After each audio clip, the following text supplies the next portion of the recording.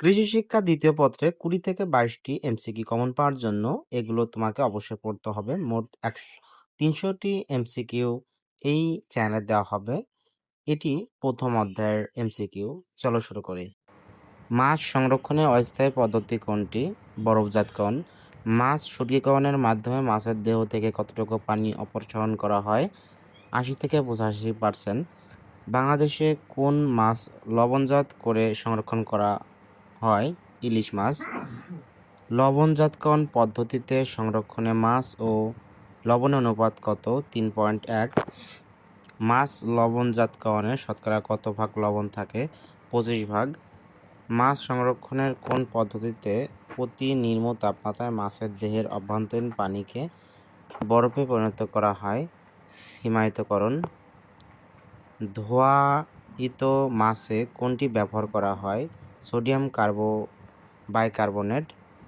চিংড়ি সংরক্ষণের জন্য নিচের কোনটি ব্যবহার করা হয়? ক্লোরিন। রোটেনন পাউডার পুকুরে প্রয়োগ করা হয় কেন? রাক্ষসে মাছ মারার জন্য।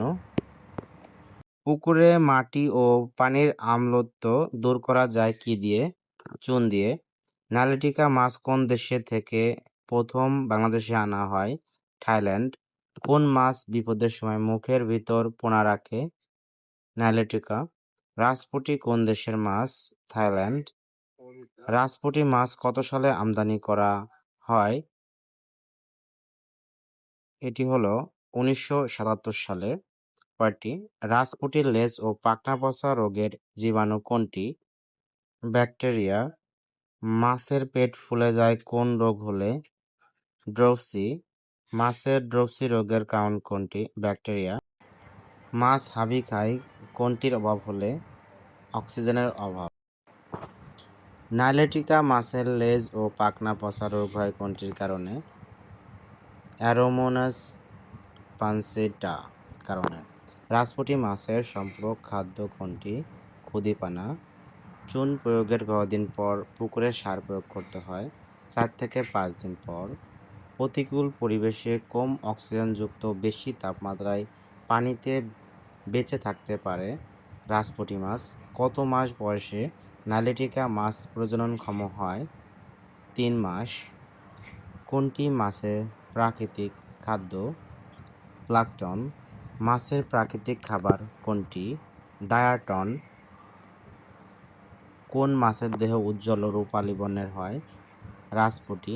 নিচের কোনটি প্রাণীকণা? রোটিফেরা। নিচের কোনটি যুগপ্লাঙ্কটন?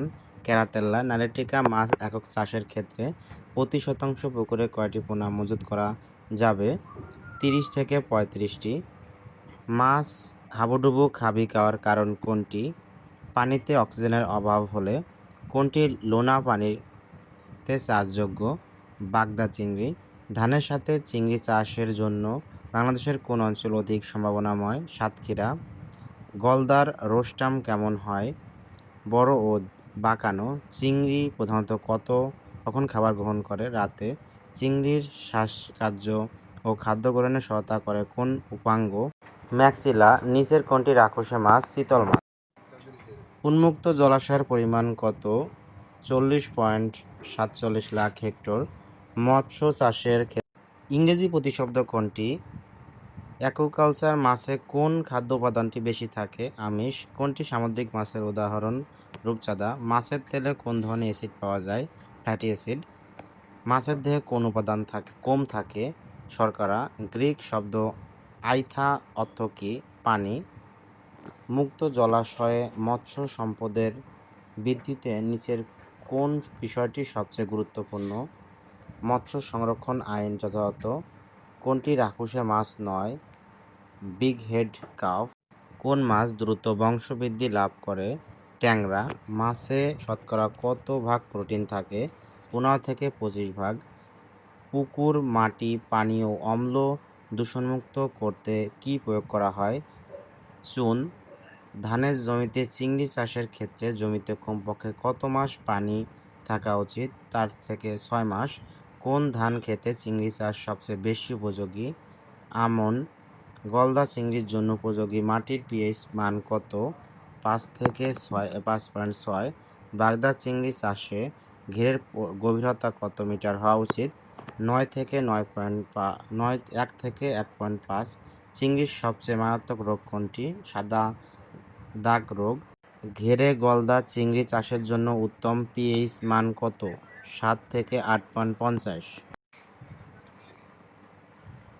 কোন পদ্ধতির মাধ্যমে মাছকে দীর্ঘ সময় সংরক্ষণ করা যায়? হিমায়িতকরণ। মাছের নিরাপদ সংরক্ষণ পদ্ধতি কোনটি? 2টি। মাছ সংরক্ষণের সনাতন পদ্ধতি কোনটি? 3 লবণজাতকরণ। কোন পদ্ধতিতে সবচেয়ে কম সময়ে মাছ সংরক্ষণ করা যায়? সঠিককরণ। মাছ বরফজাতকরণ সংরক্ষণের ক্ষেত্রে শীতকালে মাছ ও বরফের অনুপাত কত? 2:1। মাছে গ্লেজিং কেন করা হয়? শুষ্কতা রোধ করতে। সর্বোপরি কথা হলো, সবগুলো ভালো মতো পড়বে এবং পরবর্তী অধ্যায়গুলো পেতে অবশ্যই সাবস্ক্রাইব করে কমেন্টে জানাবেন। আমি এই ডিসক্রিপশন বক্সে লিঙ্ক দিয়ে দেবো। ধন্যবাদ।